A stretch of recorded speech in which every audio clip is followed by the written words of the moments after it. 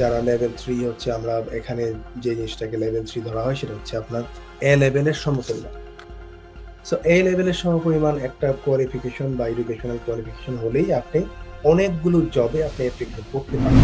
এইগুলিকে বাদ দিয়ে আরেকটা ক্যাটেগরি হচ্ছে শুধুমাত্র টেম্পোরারি আপনার শর্টেজ লিস্ট যেটাকে আমরা বলছি। এই লিস্টে রেখেছে যেই প্রফেশনগুলি শর্টেজ রয়েছে। কিন্তু আমার কথা ছিল সেটা হচ্ছে যে শর্টেজ অকুপেশনে মাত্র ২২-২৩ টা জবের মতো ছিল।